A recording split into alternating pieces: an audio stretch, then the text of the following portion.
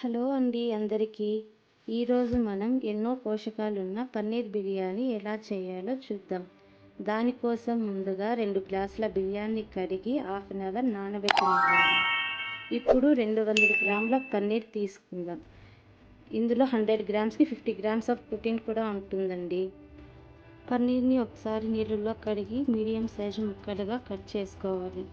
ఇప్పుడు ఇందులోకి కొద్దిగా కారం, ధనియాల పొడి, పసుపు, చిటికెడు సాల్టు, 2 టేబుల్ స్పూన్ల పెరుగు తీసుకొని కలుపుకోవాలి.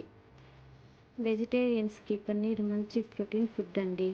నాన్ వెజ్లో ఉన్న పోషకాలు ఉంటాయి పన్నీర్లో కూడా. ఇప్పుడు మనము మసాలా పేస్ట్ తయారు చేసుకుందాం.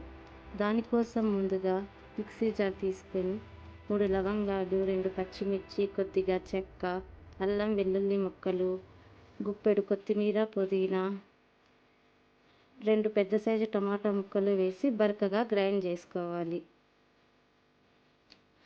ఇప్పుడు స్టవ్ పైన కుక్కర్ పెట్టి అందులో 1 స్పూన్ నెయ్యి, 2 స్పూన్ల ఆయిల్ వేసి వేగనివ్వాలి. ఇప్పుడు ఇందులో 2 బిర్యానీ ఆకులు, 1 యాలుక, 2 లవంగాలు, 1 చిన్న చెక్క, 1 స్పూన్ కసూరి మేతి, సన్నగా తరిగిన ఆనియన్ ముక్కలు వేసి వేపుకోవాలి. ఆనియన్ ముక్కలు గోల్డెన్ రంగులోకి వచ్చేంత వరకు వేగనివ్వాలి. ఇప్పుడు మనం రెడీ చేసి పెట్టుకున్న మసాలా పేస్ట్ వేసి బాగా కలుపుకోవాలి. అడుగంటకుండా కలుపుతూనే ఉండాలి.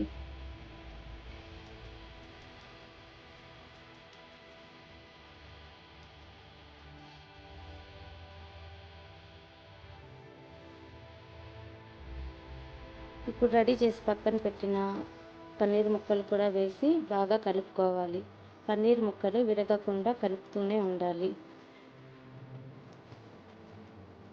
ఆయిల్ తక్కువ వేసాం కాబట్టి అడుగు అంటేస్తుంది, కలుపుతూనే ఉండాలి.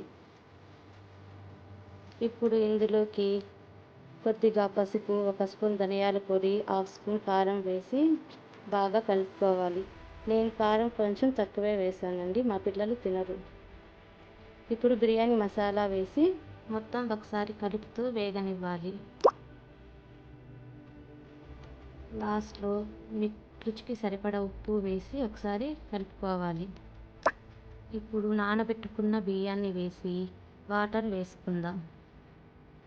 నేను 2 గ్లాసుల బియ్యానికి 4 గ్లాసుల నీళ్లు వేసానండి. మీరు ఎన్ని గ్లాసుల బియ్యం వేస్తే దానికి డబుల్ క్వాంటిటీలో నీళ్లు వేసుకోండి.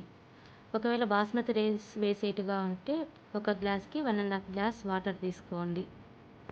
ఇప్పుడు ఒకసారి అంతా కలుపుతూ మూత పెట్టి 2 నుండి 3 విజిల్స్ రానివ్వండి.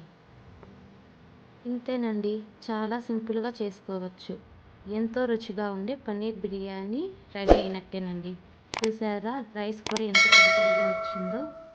ఇప్పుడు సర్వింగ్ ప్లేట్ తీసుకొని పుదీనాతో గార్నిష్ చేసుకొని ఆనియన్తో సర్వ్ చేసుకోండి. చూసారా, పన్నీర్ ముక్క కూడా ఎంత సాఫ్ట్గా వచ్చిందో. ఈ చల్లని క్లైమేట్కి వేడివేడిగా తింటుంటే సూపర్గా ఉందండి. ఈ రెసిపీ కూడా మీకు నచ్చినట్టయితే ఒకసారి ట్రై చేసి ఎలా వచ్చిందో కామెంట్ చేయండి. అలాగే మన ఛానల్ని సబ్స్క్రైబ్ చేసుకోండి.